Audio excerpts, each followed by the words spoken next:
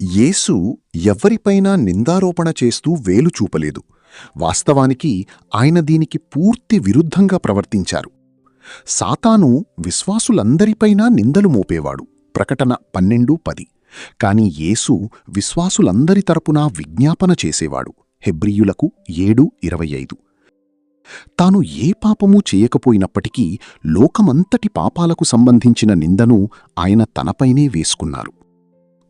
తప్పు మీది కాకపోయినప్పటికీ ఆ నిందను మీరే స్వీకరించడమే క్రీస్తు ఆత్మ యొక్క లక్షణం.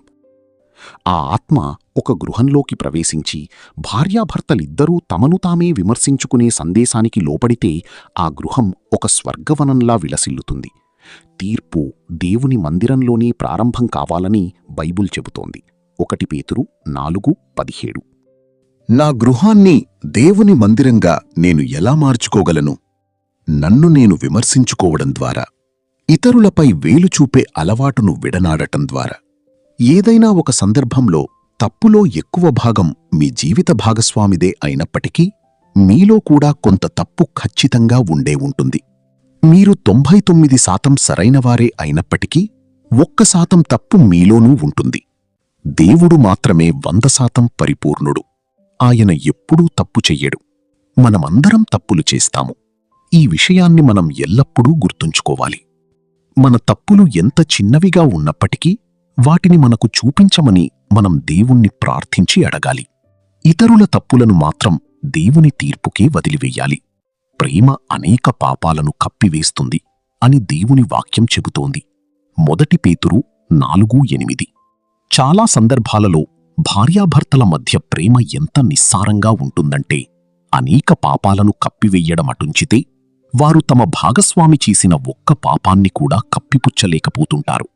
వారు పైకి అంగీకరించకపోవచ్చు, కాని తమ భాగస్వామి చేసిన చిన్న చిన్న తప్పుల విషయంలో వారి హృదయాల లోతుల్లో నిందారోపణ చేసి ఆత్మ దాగి ఉంటుంది. ఆ తర్వాత ఏదైనా పెద్ద సంక్షోభం వచ్చినప్పుడు ఆ హృదయాల్లో పేరుకుపోయిన నిందలన్నీ ఒక్కొక్కటిగా ఒక ప్రవాహంలా బయటకు ఉబికి వస్తాయి. మీ గృహాన్ని ఒక ఎడారిగా మార్చుకోవడానికి అది ఒక ఖచ్చితమైన మార్గం. అటువంటి అవివేక విశ్వాసులు తమ మాటల ద్వారా, వైఖరుల ద్వారా తమ గృహాలను తామే కూల్చివేసుకుంటారు. తమ భౌతిక గృహాన్ని కూల్చివేయడం గురించి వారు కలలో కూడా ఆలోచించరు.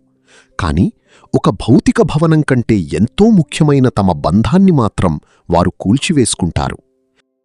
కిటికీలను, నేలలను శుభ్రం చెయ్యడం ద్వారా, కుర్చీలపై దుమ్ము దులపడం ద్వారా మీరు మీ ఇంటిని జాగ్రత్తగా చూసుకుంటారు కదా. 1,00,000 రెట్లు అధిక ప్రాముఖ్యత కలిగిన మీ బంధాన్ని మీరు ఎందుకు పట్టించుకోవడం లేదు? దేవుడే మిమ్మల్ని భార్యాభర్తలుగా ఒకచోట చేర్చాడు. మీ బంధాన్ని ఒక అందమైన తోటలా కాపాడాలని ఆయన కోరుకుంటున్నాడు.